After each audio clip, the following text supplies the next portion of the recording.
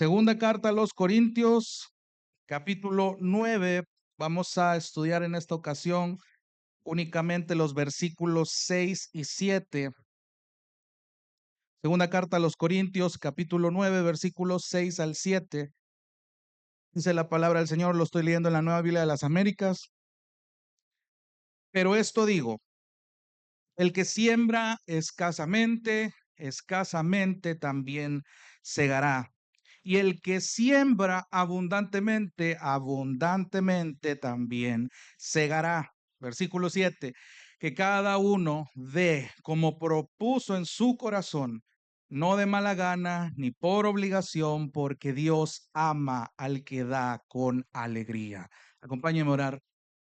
Señor, una vez más, como lo acabamos de cantar, no solamente cuando nos sentimos solos, no solamente cuando recién nos levantamos, es un anhelo continuo el que tú nos des a Cristo. Señor, en esta ocasión no es la excepción. Muéstranos a Cristo en tu palabra, Señor. Que Cristo sea reflejado en nuestras vidas, no solamente en los días de reunión, sino realmente en lo cotidiano, cuando ya no estamos reunidos acá. Que Cristo sea mostrado en nuestras vidas, que su gloria sea reflejada en nuestras vidas, que tu Espíritu Santo nos transforme más como Cristo. Es mi anhelo y mi oración que en esta mañana podamos estar atentos a lo que tu palabra tiene que decirnos. Padre, gracias por el privilegio de tener esta iglesia donde reunirnos, por el diseño de los hermanos, la comunión. Gracias, Señor, por el precioso recordatorio que vamos a hacer en esta mañana. Y gracias por los que estamos acá, por quienes vienen en camino y los que van a ver la transmisión y van a ser edificados con este video más adelante. Gracias porque nada escapa de tu control y absolutamente todo es para tu gloria. Gracias, Señor, por tu palabra fielmente expuesta. En el nombre de Jesús. Amén y amén. Pueden tomar asiento, hermanos.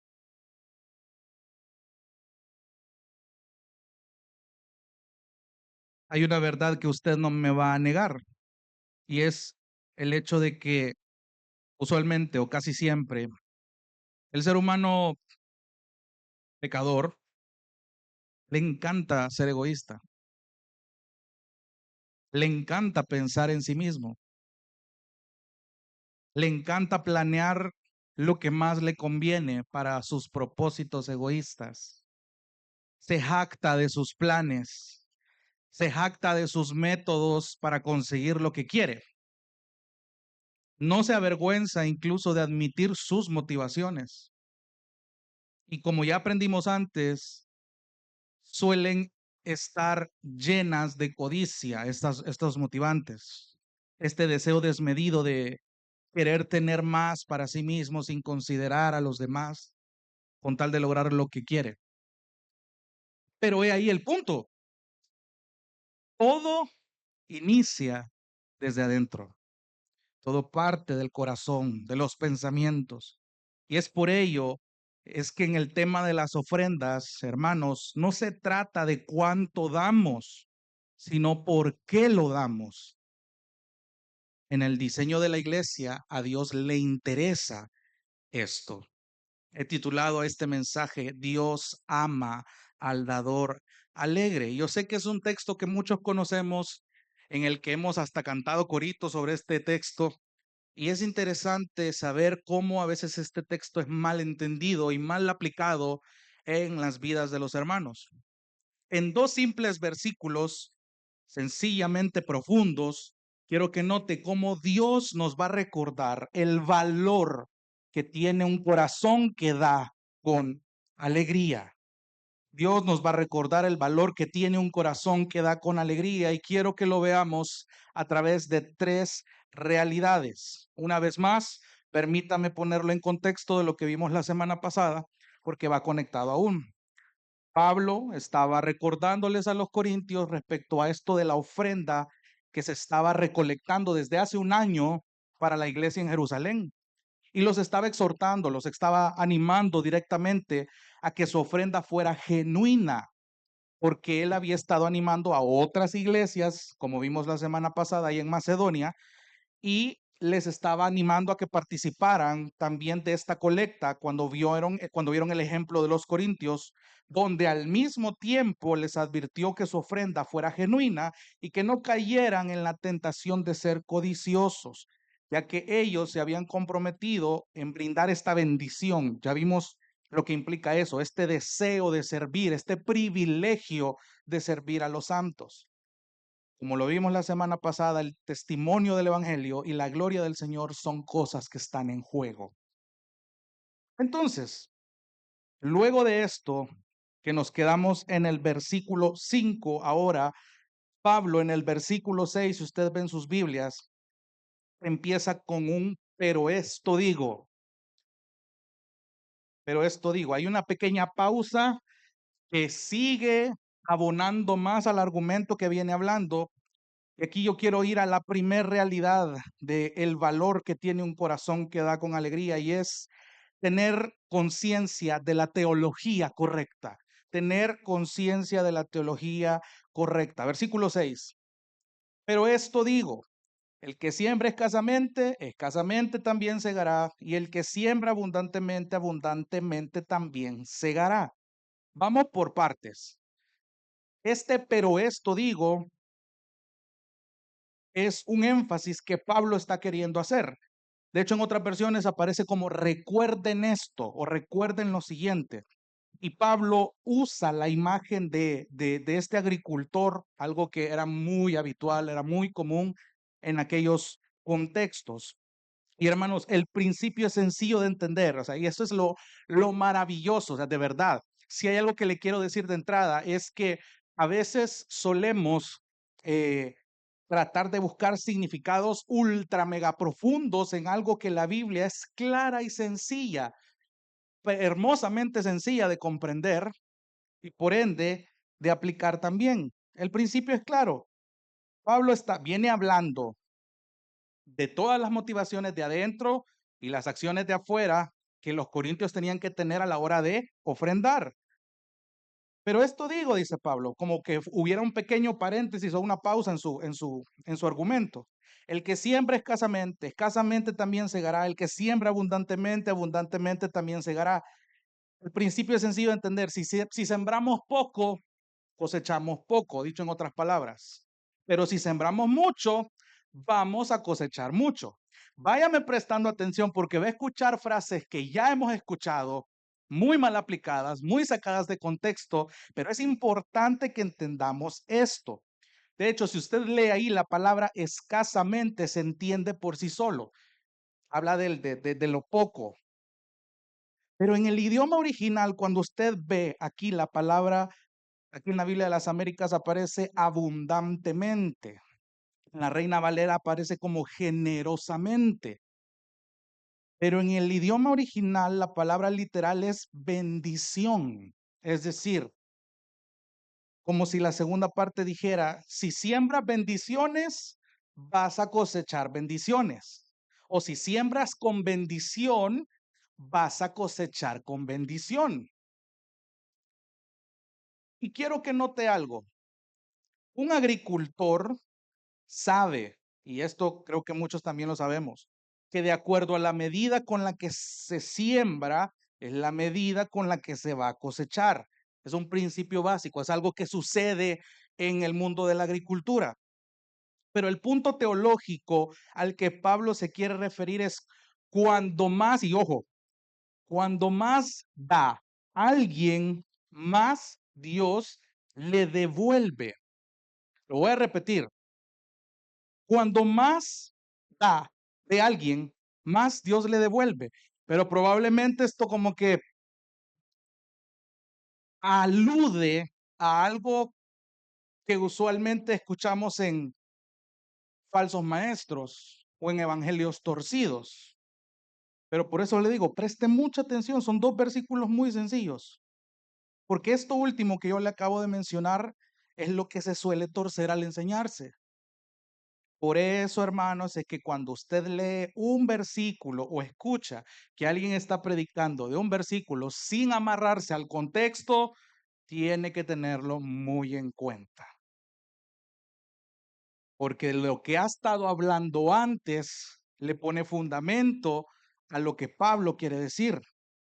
No es nuevo, amados hermanos, que en la Biblia se esté usando la figura de la agricultura para aplicarlo a principios espirituales del corazón. Si usted recuerda ahí en Mateo a Jesús usando la misma figura en la parábola del sembrador. Es un agricultor, un sembrador que sale a sembrar, que avienta semillas esperando una cosecha. Y Pablo utiliza esta misma idea al hablarle a los Gálatas. Acompáñenme con sus Biblias, Gálatas capítulo 6, más adelante. Gálatas capítulo 6. Fíjese el contexto bajo el que Pablo les está hablando a los Gálatas, referente a eh, cómo deben comportarse cuando un hermano ha caído. Gálatas capítulo 6, versículo 1. Vaya prestando la atención a cómo esto está diciéndose. Hermanos, dice Gálatas 6:1, aun si alguien es sorprendido en alguna falta, ustedes que son espirituales, restáurenlo en un espíritu de mansedumbre, mirándote a ti mismo, no sea que tú también seas tentado. Lleven los unos las cargas de los otros y cumplan así la ley de Cristo. Porque si alguien se cree que es algo no siendo nada, se engaña a sí mismo. Pero que cada uno examine su propia obra y entonces tendrá motivo para gloriarse solamente con respecto a sí mismo y no con respecto a otro, porque cada uno llevará su propia carga. Versículo 6. Y al que se le enseña la palabra, que comparta toda cosa buena con el que le enseña. No se dejen engañar. De Dios nadie se burla, pues todo lo que el hombre siembre, eso también segará. Pero siga leyendo. Porque el que siembra para su propia carne, segará de la carne corrupción. Pero el que siembra para el espíritu, del espíritu segará vida eterna. Por tanto, no nos cansemos de hacer el bien, pues a su tiempo, si no nos cansamos, segaremos. Otra traducción dice cosecharemos. Así que entonces hagamos bien a todos según tengamos oportunidad y especialmente a los de la familia de la fe. Note aquí ya el principio de la siembra y la cosecha que tanto se ha vuelto popular también. Otra vez, no es casualidad y hay muchos ejemplos, incluso modelos en el Antiguo Testamento de cómo la Biblia usa esta figura de la siembra, de la cosecha, del agricultor que planta una semilla para aplicarlo a principios espirituales del corazón, para apuntar, para señalar al corazón. Y aquí esto de la siembra y la cosecha va más allá de la agricultura misma. Pero hay algo curioso en el texto de Gálatas y es eso que a su tiempo segaremos. Como ya lo hemos visto, es claro, cuando un agricultor siembra las semillas, ya mañana ya no tiene la cosecha. Eso no pasa. Pasa tiempo, implica esperar. Es claro que cuando Pablo dice a su tiempo segaremos, en ese principio hay un tiempo de espera que es implicado. Y en el caso del corazón que está siendo transformado por el Espíritu Santo es exactamente igual. ¿Por qué le aclaro esto? Porque otra vez es necesario ver, porque la afirmación que le hice hace unos minutos es correcta, es bíblica, bajo el entendimiento que la misma Biblia proporciona. Cuando Dios da, Dios devuelve. ¿Pero en qué sentido?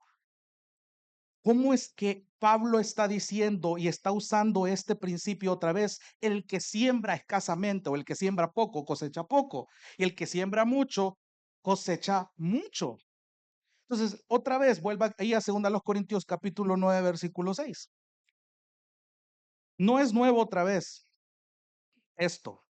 Entonces, la teología detrás de esto es que hay que prestarle atención a una cosa que ya mencionamos la semana pasada, y es la realidad espiritual que está detrás del acto de dar.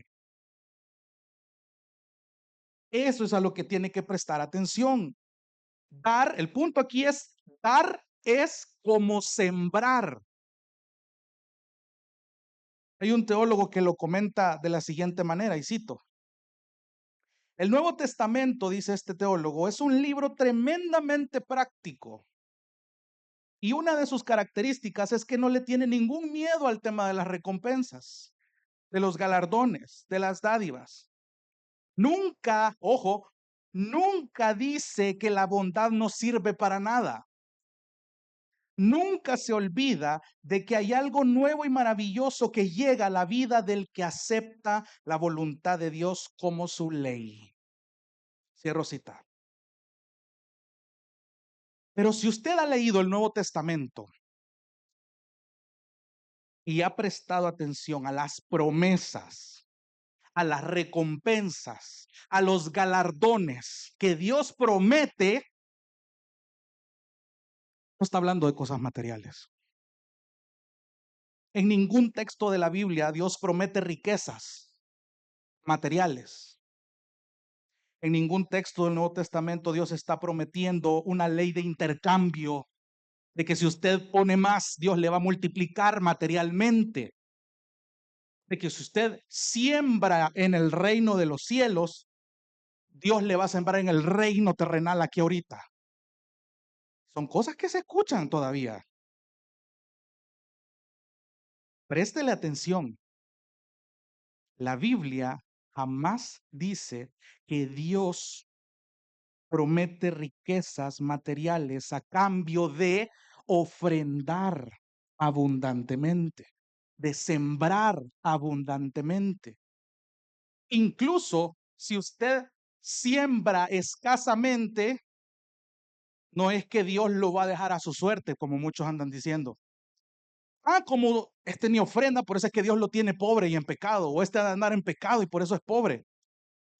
No hay un entendimiento claro de este principio. Por eso es que es necesario en esta primera realidad, que usted tenga conciencia de la teología correcta que Dios está comunicando a través de este principio con la imagen de la agricultura.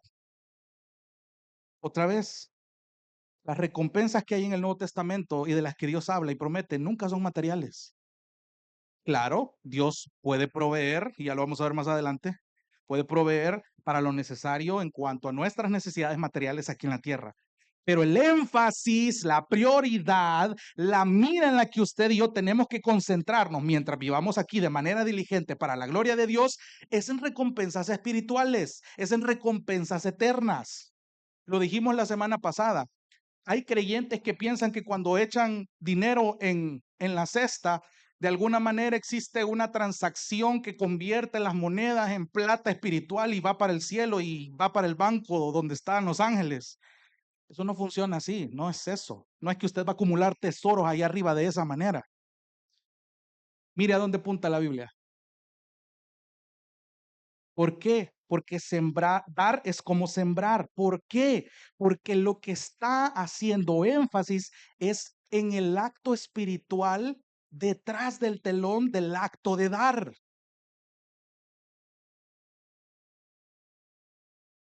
No olvide eso. Las recompensas en el Nuevo Testamento no son materiales. No nos promete la riqueza del dinero, sino la del corazón, la del Espíritu Santo en nosotros.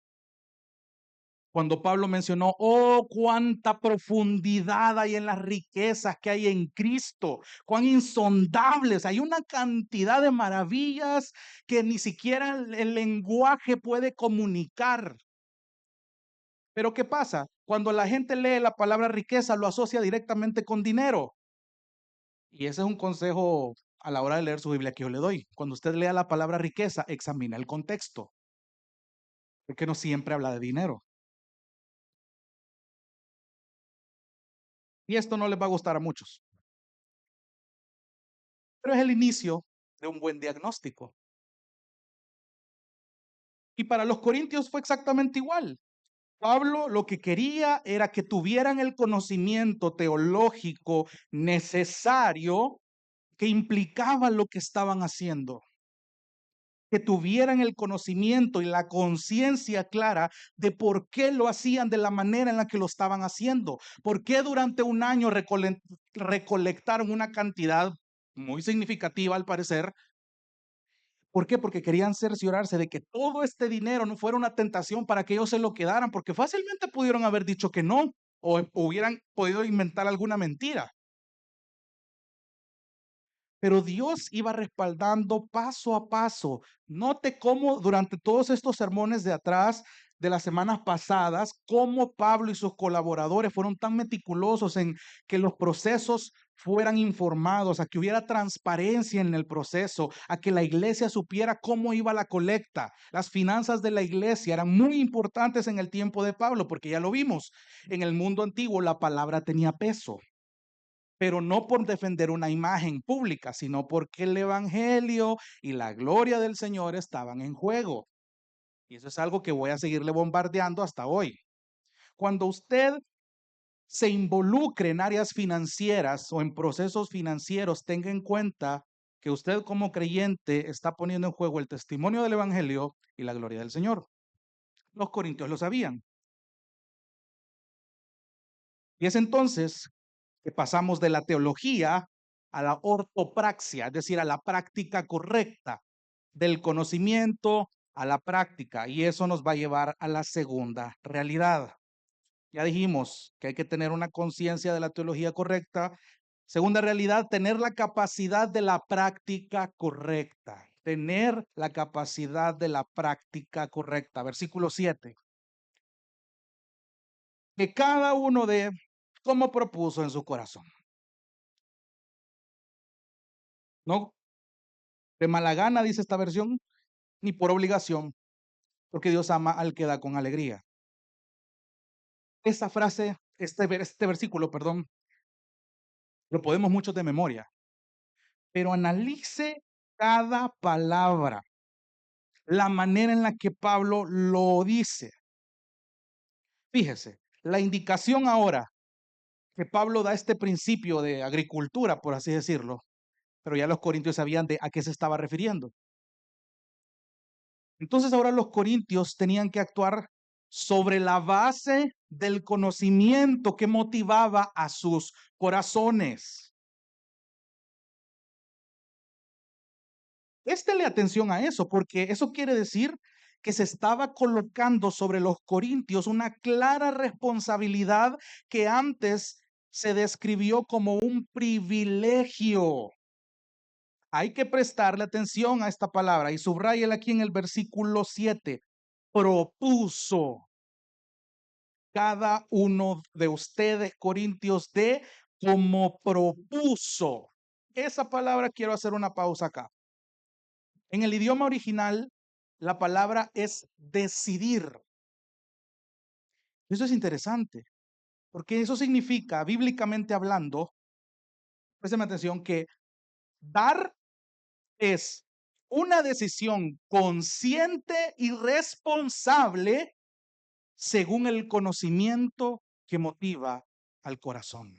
Lo repito, dar es una decisión consciente y responsable, no irresponsable, y responsable, según el conocimiento que motiva al corazón. Y esto va a ser importante para más adelante. El versículo entonces nos está diciendo que cada uno dé como ya lo ha decidido en su corazón de antemano. Y eso tiene sentido, porque la decisión de dar de los corintios es algo que les ha tomado tiempo y que ha sido algo premeditado, ha sido algo que ya habían planeado hasta este punto del texto. Pero no cabe duda que ha sido algo que Dios ha ido respaldando y por ello es que la indicación de Pablo entonces vemos que él hace dos advertencias de actitudes que no deben estar acá. Dice acá cada uno de como ya lo ha decidido en su corazón de forma premeditada. Y aquí está el primer contraste. No con tristeza, dice la Reina Valera. La Biblia de las Américas dice no de mala gana. Pero la palabra en griego se traduce como no con pesar, no con dolor. Présteme atención porque esta palabra comunica una idea interesante. La idea de esta actitud, no con tristeza o no de mala gana, está comunicando una actitud como un lamento que está cargado de infelicidad, que se caracteriza por sentir remordimiento. Entonces eso significa que dar, ofrendar con esta actitud, produce pensamientos como, mejor no debí haber hecho eso, mejor no lo hubiera hecho, me hubiera servido para esto otro. Y si mejor ofrendamos para la siguiente, ya me arrepentí. Eso es dar con tristeza. Lo está dando, pero no con la actitud correcta.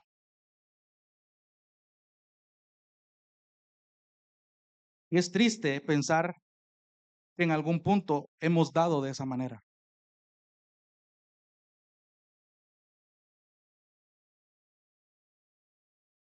porque eso significa que si estamos dando con tristeza es porque usted no premeditó decidir dar. Que cada uno dé como propuso en su corazón. Muchos se saltan este paso. Y por eso es que a la hora de la ofrenda o a la hora de dar, no necesariamente en el contexto de la ofrenda, a la hora de dar una ayuda o de brindar algo en el contexto de la iglesia, les remuerde la conciencia. Uy, no debía haber hecho eso.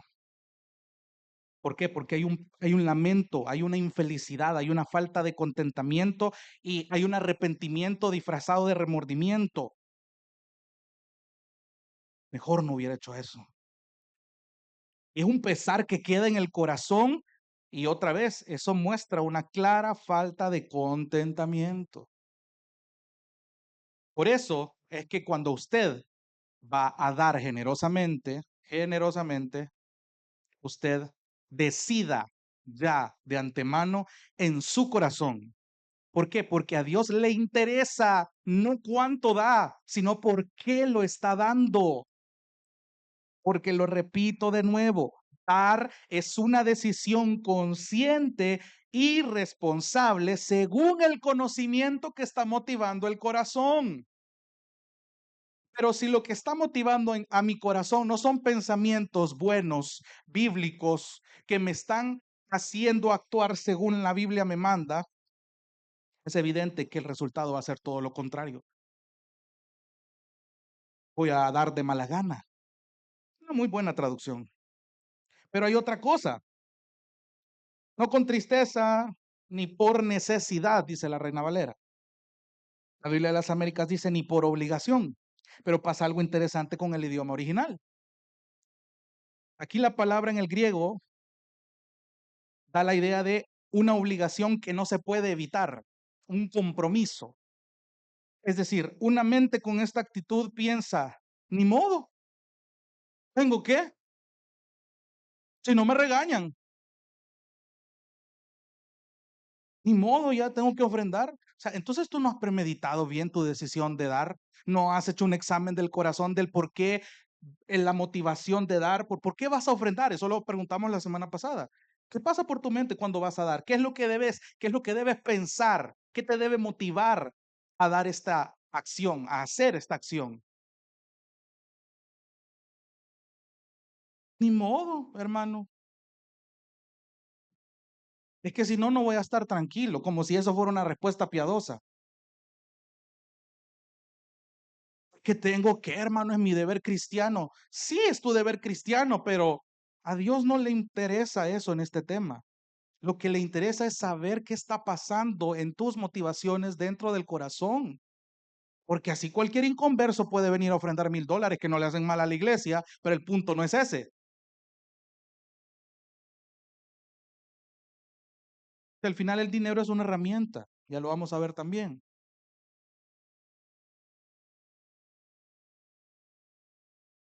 Otra versión la traduce esto de por necesidad o por obligación como algo hecho bajo presión, cosa que Pablo mencionó en los versículos de la sección anterior.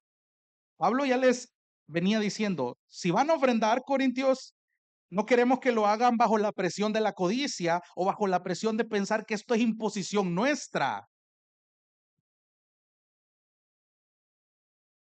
Entonces, que cada uno de, o sea, eso es lo que usted debe subrayar en su corazón también. Que cada uno dé como propuso de antemano y de manera consciente y responsable en su corazón, no con pesar, no por presión colectiva.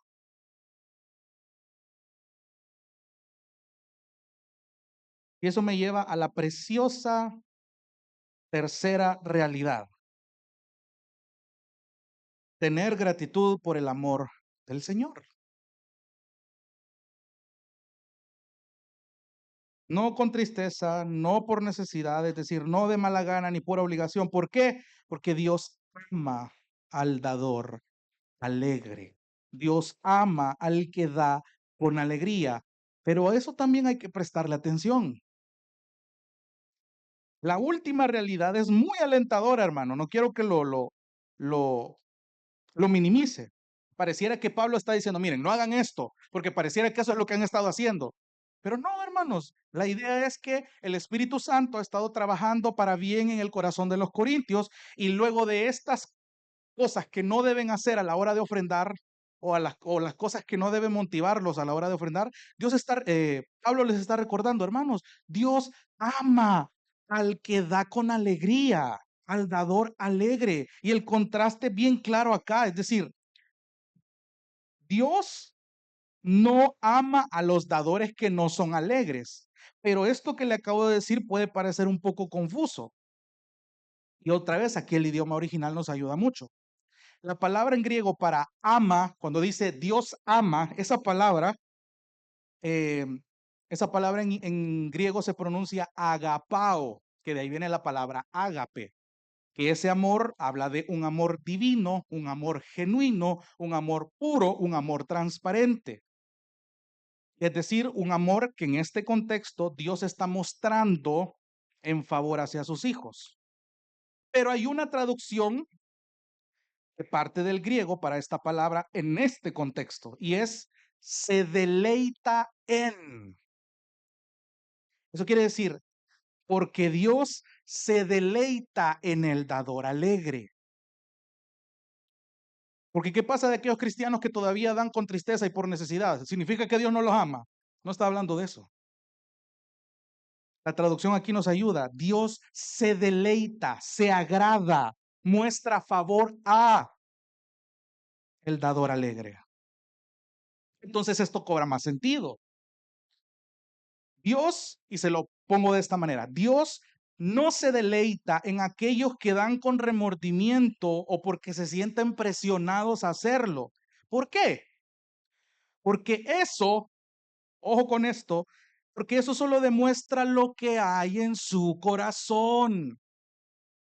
Y Pablo ya mencionó que ha notado que las intenciones de sus hermanos corintios son buenas y son genuinas. Por ello es que la alegría del apóstol es bien evidente y con razón al afirmar que Dios se deleita en los corazones que dan con alegría. Porque ojo aquí, mira otra vez, desde el inicio te lo vengo diciendo, el punto de dar es todo lo que pasa detrás de, todo el escenario espiritual que sucede o toda la motivación que hay detrás de esta acción. Eso es lo que Dios está apuntando, eso es lo que Dios está señalando, eso es a lo que Dios le está sumando todo el valor. Entonces, Dios ama al dador alegre, es como decir, Dios se deleita en aquellos corazones que dan con alegría. Entonces tiene todo el sentido del mundo. Y vale la pena también prestarle atención a la palabra alegre. Dios ama al dador alegre, sí, pero también esa palabra alegre viene del griego hilaros, que de ahí viene la palabra hilarante, es decir, algo que produce alegría. Entonces, la idea aquí de alegre es de alguien feliz y sin remordimiento, alguien con contentamiento. Claramente, un corazón contento en su Señor es motivo de deleite en Dios mismo. ¿Te da cuenta? O sea, de verdad, cuando nosotros damos, ofrendamos con las motivaciones correctas y estamos conscientes y tenemos esa responsabilidad de examinar nuestras motivaciones a la hora de ofrendar, eso hace que Dios se deleite.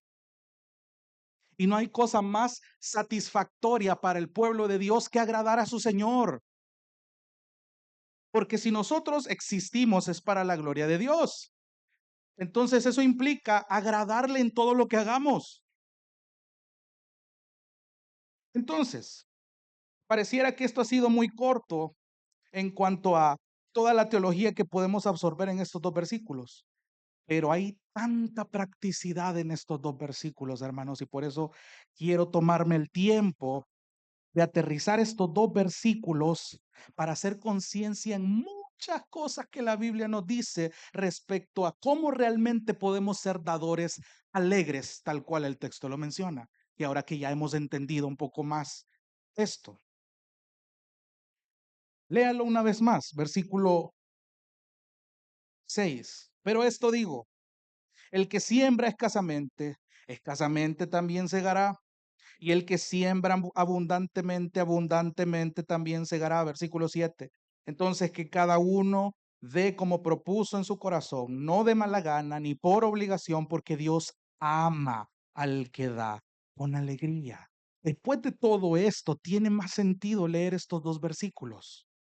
Entonces, permítame aterrizar todas estas cosas a nuestra responsabilidad hoy como el cuerpo de Cristo. Y quiero comenzar con lo que el texto no está enseñando. Primero, el texto no está enseñando, présteme atención por favor. El texto no enseña que Dios está obligado a bendecirnos con riquezas materiales en respuesta a la cantidad que damos. Eso no es lo que el texto está diciendo. Y claramente este texto es un ataque al materialismo y codicia que hay en el ser humano. Pero también es un ataque a todos aquellos que andan predicando un evangelio de la prosperidad, prometiendo riquezas de parte de Dios mientras más se ofrenda. Tiene que decir la Biblia al respecto. Vaya conmigo a Eclesiastés capítulo 5. Ya fuimos por ahí hace un par de mensajes. Libro de Eclesiastés, capítulo 5.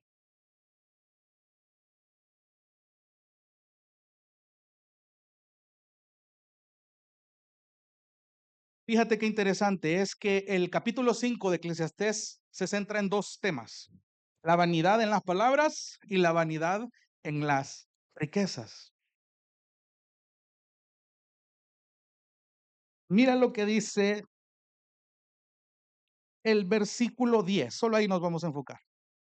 Eclesiastés capítulo 5, versículo 10. El que ama el dinero no se saciará de dinero, y el que ama la abundancia no se saciará de ganancias. También esto es vanidad. ¿Qué es lo que el texto está diciendo? Es claro, por más que tengas riquezas, eso no te va a ser suficiente. ¿Por qué? Porque hay una necesidad interna, hay una necesidad espiritual que el pecador busca llenar y usualmente muchos lo hacen con riquezas. Aún dentro de la iglesia, personas que son engañadas por el evangelio de la prosperidad buscan ganar, buscan ofrendar para que Dios les recompense materialmente y puedan sentirse respaldados por el Señor. Y cuando eso no pasa, piensan que Dios los dejó y el evangelio no funciona entonces bajo esa lógica. Y ahí tienes a un montón de cristianos resentidos con el Señor. Suena un poco contradictorio afirmar bajo esta teología de la prosperidad que se anda predicando. Si el anhelo de Dios es tenerte rico materialmente aquí en la tierra, ¿por qué hay tantos versículos que condenan el amar las riquezas de manera desmedida? Porque Dios examina los motivantes que hay detrás de eso. El problema no es tener más o tener menos, porque hay personas que teniendo menos están quejándose contra el Señor. Porque el punto no es el dinero, el punto es el amor al dinero, el deseo desmedido, las motivaciones que me hacen querer tener más. Lucas capítulo 12, versículo 15.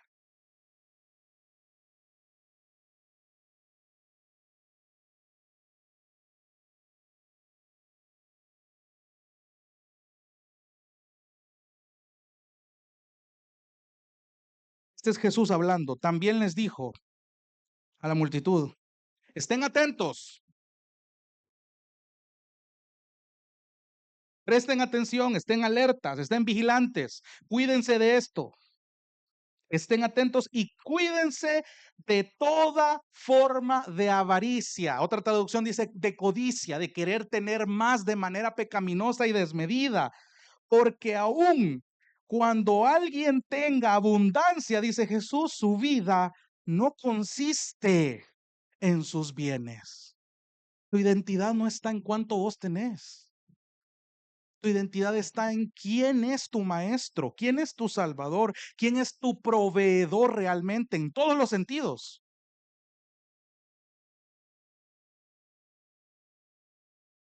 Para Jesús esto era importante. Un poquito más atrás, Mateo capítulo 6, un capítulo también muy conocido. Mateo capítulo 6,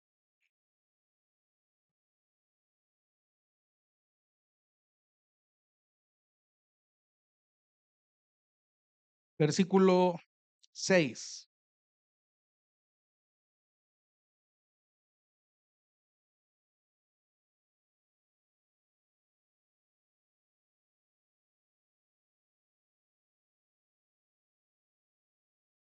Mm, Perdón, Mateo capítulo 6, versículo 19 es, perdón, hermanos.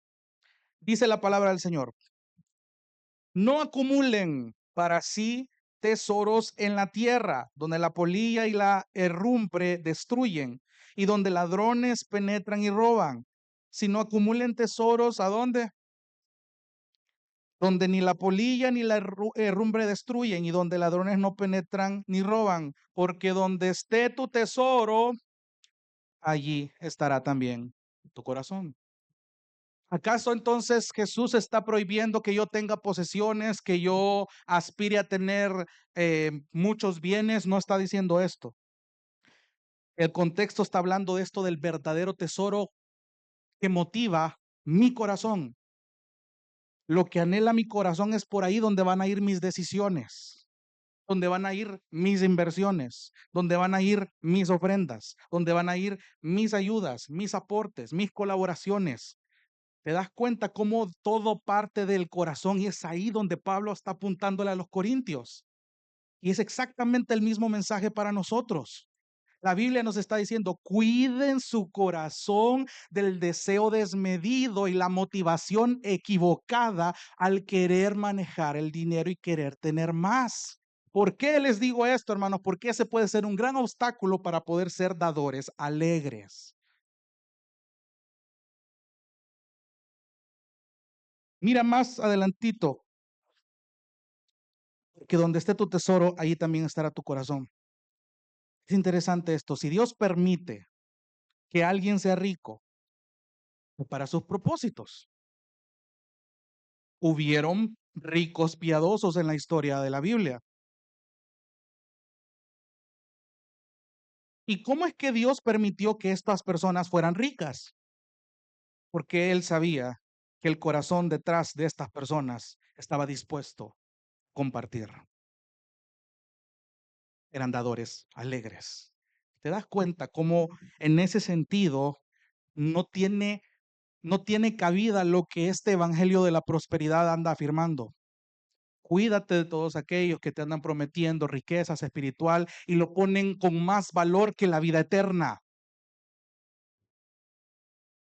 Huye de esos mensajes. Número 2, otro texto que se usa mal para estos temas es Lucas 12:38. Lucas capítulo 12, versículo 38.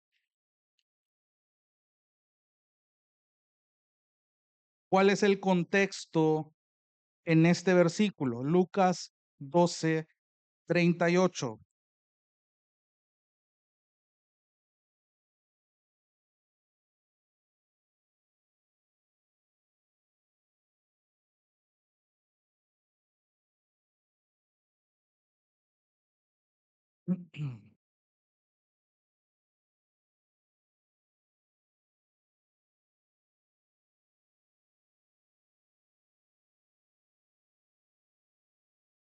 Permítanme, hermanos. Ya Jesús había dado una advertencia contra la avaricia en el 15 y había contado una parábola.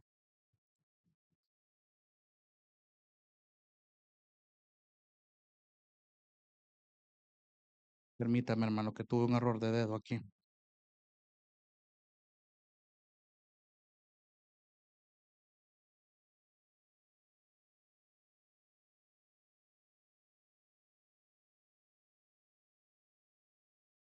Sí,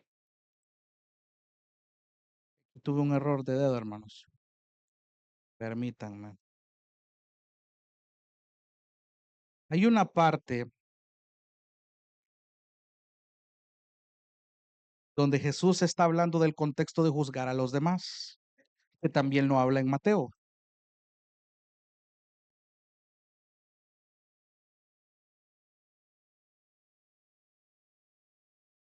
Y el contexto en ese pasaje es que en palabras de Cristo, yo procure no juzgar bajo criterios pecaminosos. Todos conocemos aquí el texto de Mateo 7, cuando dice, no juzguéis para que no seáis juzgados. Perdón, era Lucas 6:38, hermanos, perdón. Esta porción de Lucas es también extendida en Mateo 7. No juzguéis para que no seáis juzgados. Y muchos aplican esto también sacado de contexto. El texto no está diciendo que tú tenés prohibido juzgar. El texto te está diciendo cómo tenés que juzgar. Entonces, ese es el contexto en Lucas 6:38. Fíjense, desde el 37 dice, no juzguen y no serán juzgados, no condenen y no serán condenados, perdonen y serán perdonados.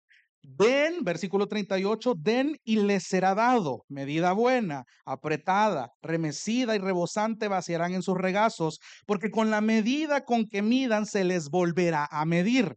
Este texto usualmente es citado en oraciones de ofrendas también, cuando dice que cuando damos, el Señor nos va a proveer esto medida buena, apretada, remecida y rebosante.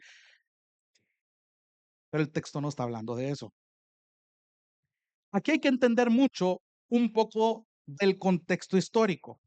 Por ejemplo, en primer lugar, el contexto inmediato aquí es que en palabras de Cristo yo procure no juzgar bajo criterios pecaminosos a mi prójimo, ni tampoco condenarlo de manera injusta, sino procurar su bienestar, dando, perdonando, compartiendo. Y Dios es el que se va a encargar de darme a mí, según sus planes, todo, todo lo material que yo necesito. Entonces, cuando Él está diciendo esto de medida buena, apretada, remecida, quiero que entienda esto. Cuando los judíos recolectaban grano, ellos llevaban una capa en su vestimenta con el que formaban una especie de bolsa y lo recogían con sus brazos, y esta capa les ayudaba a recolectar el grano, ya sea si les sobraba o si necesitaban transportarlo a otro lugar. Entonces, lo que está haciendo alusión Jesús acá es que usualmente esta capa estaba a la altura del regazo. Entonces, cuando él está diciendo aquí en el versículo 38, den y les será dado. Pausa ahí. Eso es claro. Ahí yo puedo decir un amén. ¿Ven bajo qué contexto? Bajo el bienestar que a mí me preocupa, bajo la circunstancia de para qué yo pierdo el tiempo en juzgar de manera pecaminosa, en condenar de maneras erradas, sino que yo debo esforzarme en perdonar, en compartir, en dar. Dar y se os dará. ¿Quién me va a dar? ¿Quién me va a proveer?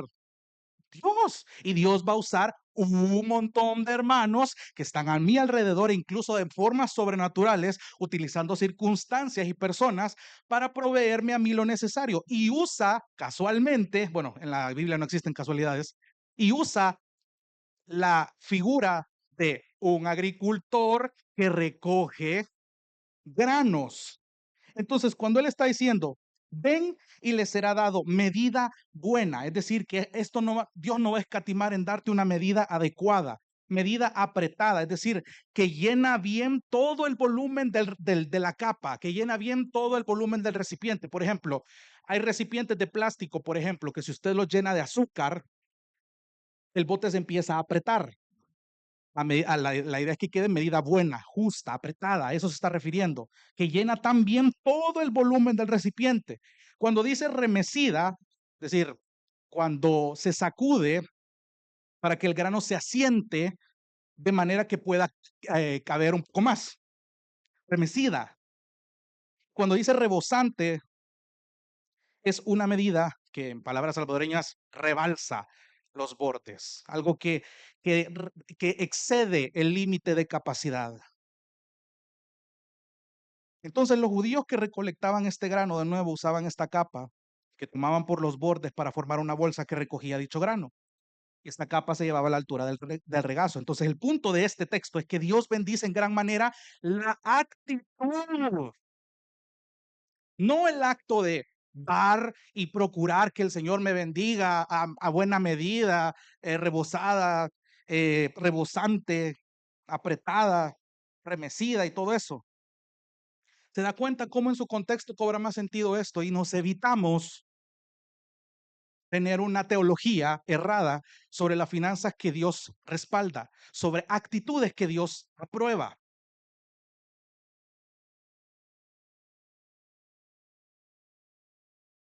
Entonces, préstele atención a esto, hermano. Si usted quiere ser un dador alegre, conozca su Biblia.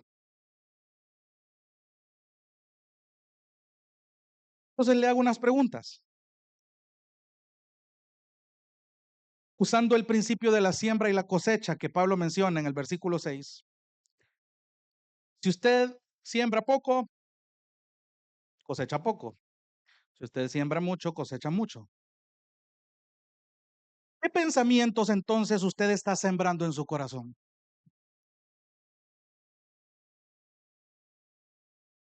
¿Tiene una fuente o un origen estos pensamientos que vienen de lo bueno o vienen de lo malo? La semilla que usted está sembrando, no solo en su corazón, sino en los corazones de sus hermanos y hermanas, ¿es buena o es mala? Porque si usted alimenta eso, ya sea para su propio corazón o está constantemente bombardeando a los hermanos, plantando semillas que no deben ser, la cosecha no va a ser buena. ¿Se acuerda lo que le mencionaba la semana pasada? No hay nada más contagioso que el ejemplo. Y Dios provee ejemplos piadosos de dadores alegres en la iglesia para que podamos aprender, para que podamos imitarlos. Y Dios también ha provisto a hermanos que todavía nos falta madurar en esta área para que podamos ser enseñados. ¿Se da cuenta cómo Dios hace que su cuerpo permanezca, crezca, madure? Hermanos, tarde o temprano el Señor les va a permitir ver la cosecha de lo que usted ha sembrado. Entonces, si usted no está sembrando las cosas que debe de sembrar, las actitudes que usted debe germinar en su corazón para ser un dador alegre, comience. Le animo, le exhorto, le ruego, anhele ser un dador alegre. Cuarto, si dar es una decisión consciente y responsable según el conocimiento que está motivando mi corazón, ¿con qué actitud premeditada has preparado entonces tu ofrenda? Tienes la oportunidad perfecta para hoy al final. Has venido con una actitud premeditada y no, voy a ser como Pablo aquí. No quiero que pienses que esto es imposición del predicador, porque ya viste todo lo que implica el acto de ofrendar. ¿Con qué actitud premeditada has preparado tu ofrenda? ¿Con qué actitud premeditada tú estás dispuesto a ayudar económicamente a hermanos de la familia de la fe, como dice la palabra? No necesariamente de esta iglesia local. Porque si hay pesar en tu corazón o sentís que lo haces bajo presión, examina tu corazón.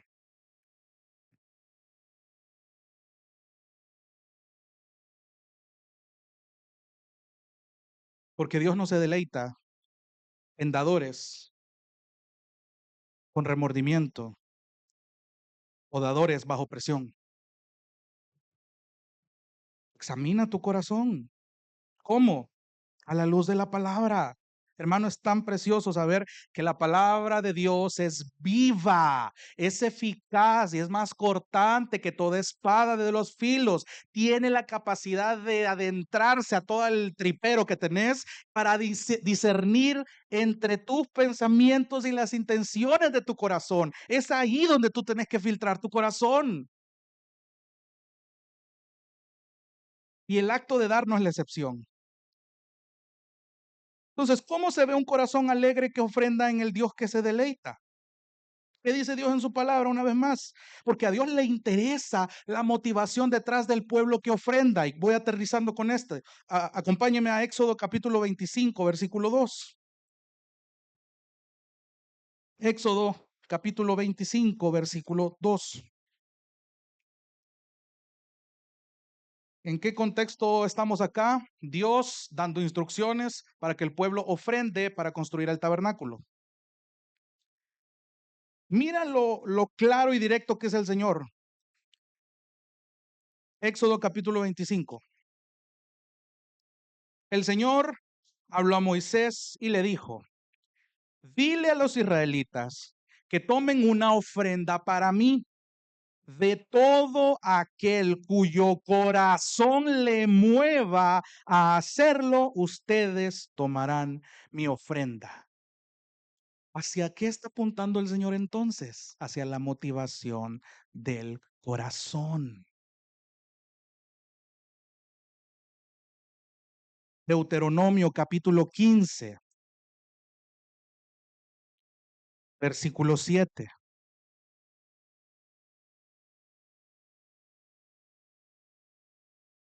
Deuteronomio capítulo 15, versículo 7. El contexto, hablando del año de remisión. En el pueblo de Israel había gente pobre, había gente con buenas posibilidades económicas. ¿Qué había que hacer con ellos? Eso es lo que está hablando en el pasaje. Deuteronomio 15, versículo 7. Si hay un menesteroso o una persona de escasos recursos o pobre contigo en medio del pueblo, uno de tus hermanos, en cualquiera de tus ciudades en la tierra que el Señor tu Dios te da, no endurecerás tu corazón ni cerrarás tu mano a tu hermano pobre. Versículo 8, ojo, sino que le abrirás libremente tu mano y con generosidad le prestarás lo que le haga falta para cubrir sus necesidades. Versículo 9, subráyelo, guárdelo, medítelo para esta semana. Cuídate de que no haya pensamiento perverso. ¿A dónde?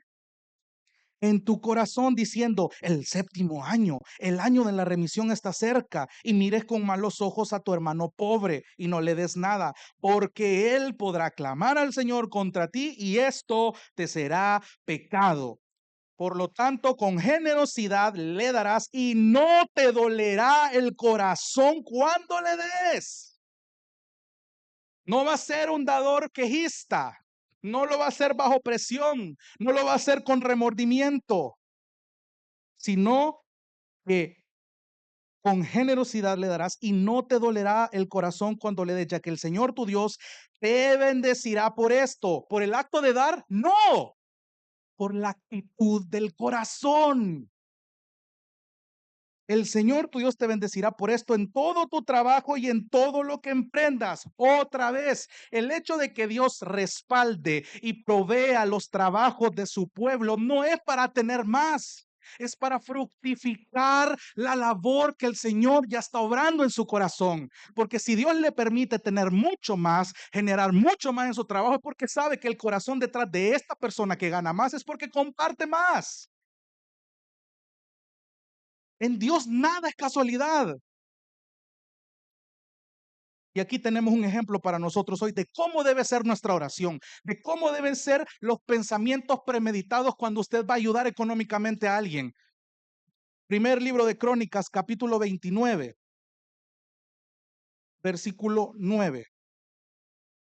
Primer libro de Crónicas, capítulo 29, versículo 9. Salomón estaba a punto de erigir el templo para el Señor y el rey David estaba reconociendo dicha labor y él hace una invitación. Primer libro de Crónicas, capítulo 29, versículo 9. El rey hace una convocatoria hacia el pueblo para que ofrende para el templo del Señor y se sorprende de la respuesta del pueblo. Primer libro de Crónicas, capítulo 29, versículo 9. Entonces, el pueblo se alegró porque habían contribuido, ¿cómo? Voluntariamente, porque de todo, ¿qué? De todo corazón hicieron su ofrenda al Señor. Y también el rey David se alegró en gran manera. Y David bendijo al Señor en presencia de toda la asamblea. Préstele atención a esta manera de orar. Y dijo: bendito eres, oh Señor Dios de Israel, nuestro Padre por los siglos de los siglos. Tuya es, oh Señor, la grandeza y el poder y la gloria y la victoria y la majestad. En verdad, todo lo que hay en los cielos y en la tierra, tuyo es el dominio, oh Señor, y te exaltas como soberano sobre todo. De ti proceden la riqueza y el honor.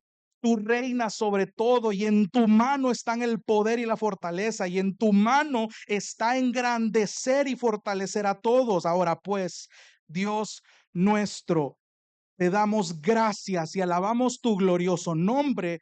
Pero ¿quién soy yo y quién es mi pueblo para que podamos ofrecer tan generosamente todo esto?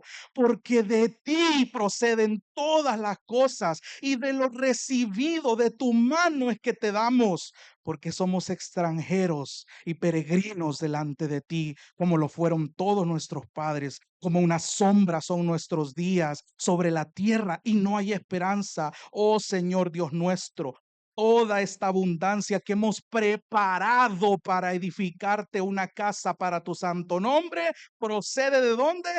De tu mano, y todo es sabiendo yo, Dios mío, este es David hablando, que tú pruebas el corazón y te deleitas en la rectitud. Yo he ofrecido voluntariamente todas estas cosas en la integridad de mi corazón. Y ahora he visto con alegría a tu pueblo que está aquí, hacer sus ofrendas a ti voluntariamente, oh Señor, Dios de nuestros padres, Abraham, Isaac e Israel. Preserva esto para siempre en las intenciones del corazón de tu pueblo y dirige su corazón hacia ti. Dale a mi hijo Salomón un corazón perfecto para que guarde tus mandamientos, tus testimonios y tus estatutos, para que los cumpla todos y edifique el templo para el cual he provisto. ¿Quiénes somos nosotros? Somos capaces de dar tan generosamente, si no es porque Dios está orando en nuestros corazones. El ser humano es egoísta por naturaleza, lo dije al inicio. Solo la obra del Señor puede hacer que un corazón que se motivaba por la codicia ahora le motive deleitar a su Señor. Somos capaces de ser dadores alegres entonces, por Dios, para los propósitos de Dios y equipados por medio del Espíritu de Dios. ¿Se da cuenta lo maravilloso de esto? Y incluso el acto de dar es un acto completamente divino y equipado por el Señor. Seamos dadores alegres entonces. Si no lo hemos sido, si nuestras últimas ofrendas han sido con pesar, con remordimiento, corramos de nuevo hacia la revelación de Jesucristo. Filtremos nuestro corazón, que la palabra penetre lo más profundo y revele lo que necesita ser cambiado, y arrepintámonos con todo nuestro corazón ante Jesús, porque sin Jesús esto no tiene sentido. Un creyente no le haya sentido a cómo yo puedo dar sin esperar nada a cambio, si el modelo allá afuera es que yo necesito ver qué voy a recibir a cambio. Pero en Cristo es diferente. En Cristo es totalmente diferente. El modelo de amor es diferente.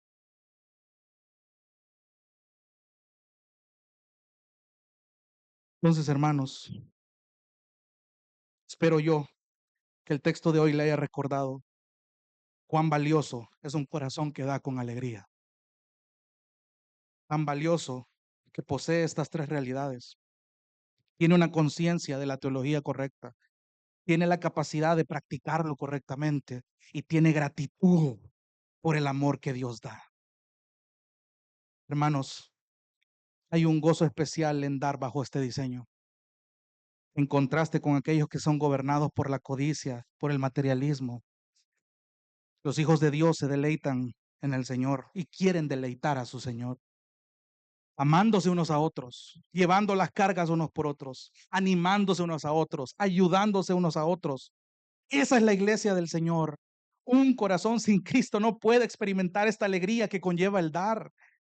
Entonces le animo a que demos gracias hoy por el amor que Dios muestra al corazón que da con alegría. Y sobre todo, de gracias a Dios por Cristo, por su Espíritu, porque sin su sacrificio esto no hubiera sido posible. En abundancia y en escasez, anhele más a Cristo. En incertidumbre y en prosperidad, anhele más a Cristo. Más de su Espíritu en nosotros, incluso en vida y en muerte, anhele más de Cristo. Dios te bendiga. Realmente es un privilegio para nosotros que puedas escuchar el mensaje de la palabra de Dios.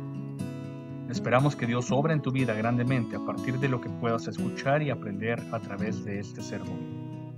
Sin embargo, creemos que solo este sermón es insuficiente y no debería de suplantar por ningún motivo tu asistencia a una iglesia local. La iglesia local es el medio por el cual Dios obra en la vida de su pueblo. Te motivamos a que busques una iglesia sana donde congregarte o puedas contactarte con nosotros en nuestras redes sociales para que nos puedas visitar.